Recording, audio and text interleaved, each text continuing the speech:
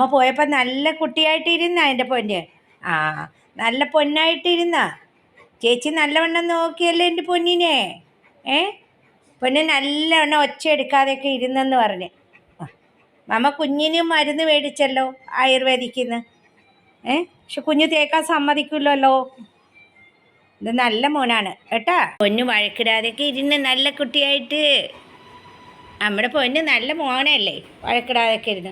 അമ്മ പോയപ്പോൾ സങ്കടം ഉണ്ടായ പൊന്നിന്, ഉപ്പടം ഉണ്ടായ പൊന്നിന്. മമ്മി പൊന്നിനെ വിട്ടിട്ട് പോവുമോ? മരുന്ന് മേടിക്കാൻ പോയതല്ലേ മമ്മിക്ക്, കോട്ടക്കലിൽ നിന്ന് മരുന്ന് മേടിക്കാൻ പോയതല്ലേ. മമ്മിയുടെ കൈവേദനയ്ക്കുള്ള മരുന്ന് മേടിക്കാൻ പോയതല്ലേ. എൻ്റെ പൊന്നിന് കൈ ഇതിന് വേണ്ടി, അലർജിക്ക് വേണ്ടിയുള്ള മരുന്ന് മമ്മി കോട്ടക്കലിൽ നിന്ന് മേടിച്ചുകൊണ്ട് വന്നല്ലോ.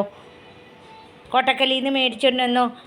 ഡോക്ടർ അങ്കിൾ നല്ലൊരു തൈലം തന്നു പൊന്നിന് തേക്കാൻ, കുളിപ്പിക്കുമ്പോഴൊക്കെ തേക്കാൻ വേണ്ടി. ചിക്കൻ കഴിക്കണോ? മമ്മിയെ ഇഷ്ടമാണ്, ഡാഡിയെ ഇഷ്ടമാണ്. ആരെയാണ് ഇഷ്ടം? അഞ്ചി ചേച്ചി ശല്യപ്പെടുത്താതെ ഇരുന്നാ പൊന്ന്. ചേട്ടയില്ല, ചേട്ടൻ ഒറീസയിലാണ്. ചേട്ടൻ ഇനി 13-ാം തീയതി വരുള്ളൂ. ചേട്ടന് ട്രെയിനിങ്ങിന് വേണ്ടി പോയി ഒറീസയിൽ. മോനെ അടങ്ങി ഒതുങ്ങി ഇരുന്നേ ഫ്രണ്ട്സ്.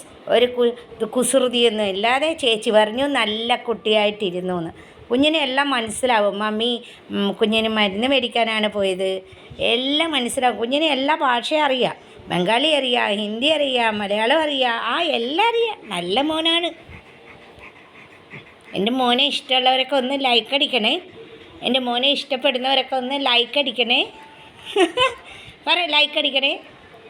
ലൈക്ക് അടിക്കണേ അല്ലേ പൊന്നോ.